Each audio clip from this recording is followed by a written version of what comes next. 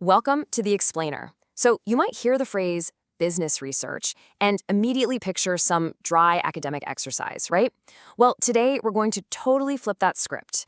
We're going to reveal business research for what it truly is, the absolute ultimate blueprint for corporate survival and success. Because let's face it, in a marketplace that literally shifts by the minute, relying on just your gut feeling, that's a massive recipe for disaster.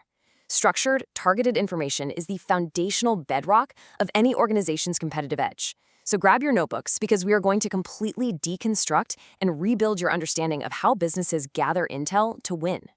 Okay, let's dive right into our roadmap for today. We'll be hitting 5 key areas. 1, decoding the research process. 2, macro versus micro objectives.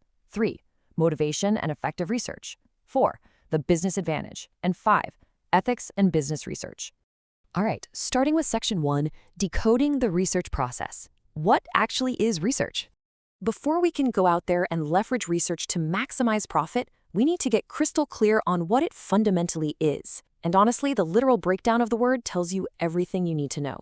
Research is made up of 2 parts. Re, meaning again, anew or over again, and search, meaning to examine closely. So we're not just talking about a quick Google search here. It's a careful, patient, highly systematic study. It's the act of looking at something incredibly closely, over and over again, specifically to uncover completely undiscovered facts and new information. To really anchor this, there's a great quote from scholar C.R. Kothari. He says, "Research is a scientific and systematic search for pertinent information on a specific topic." I want you to really notice those 2 words, scientific and systematic.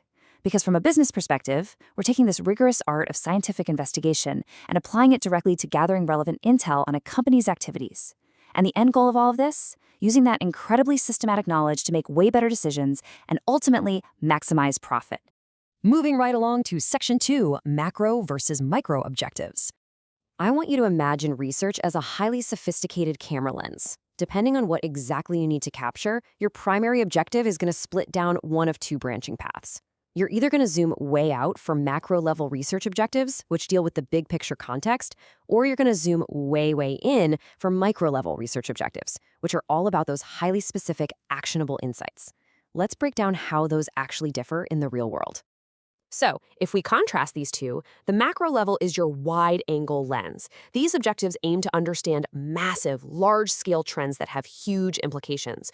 We're talking global economic shifts, long-term industry strategies, or maybe how a brand new technology is about to transform the entire global retail space. But micro-level objectives, that's when you zoom right in to focus on very specific, localized characteristics.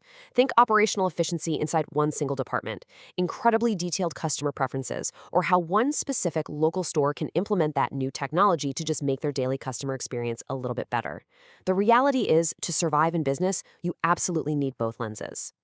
Which brings us to section 3, motivation and effective research. Now that we know what we're looking at, what's the actual engine here? What internal forces drive researchers to do this incredibly difficult, meticulous work? Well, it's rarely just one thing, right? It's usually this complex mix.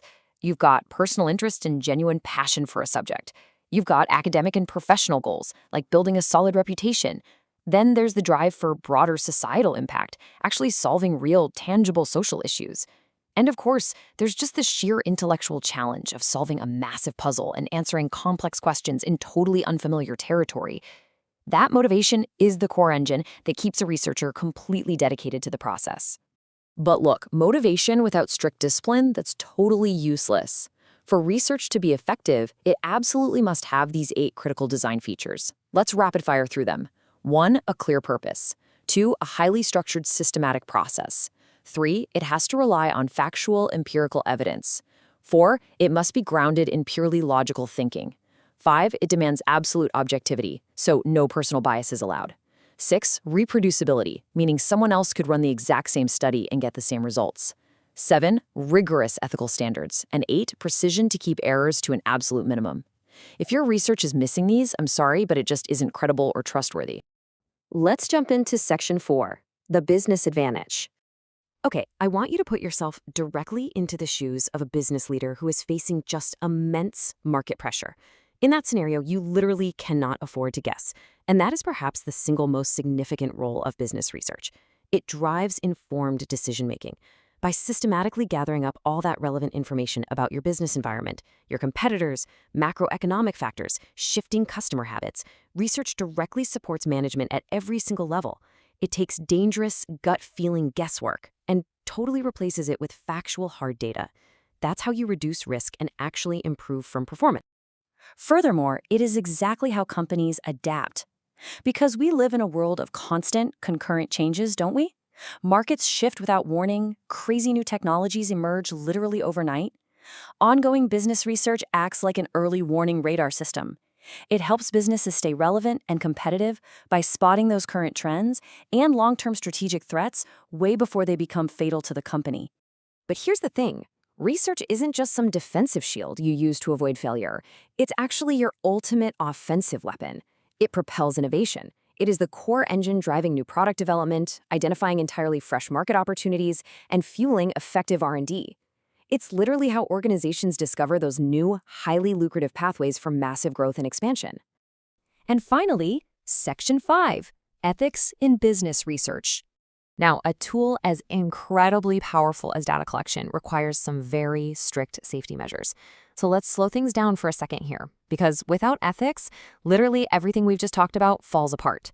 These ethical considerations aren't just a nice to have, they are absolute non-negotiable rules. These guardrails are essential. You have to respect human participants by getting real informed consent. You have to ensure the absolute privacy and confidentiality of their data.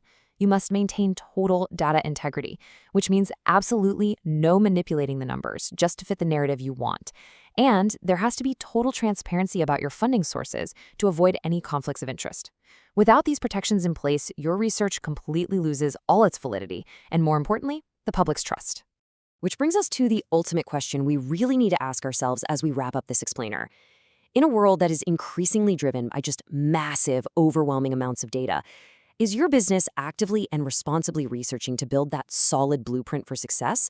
Or are you just blindly reacting to the noise?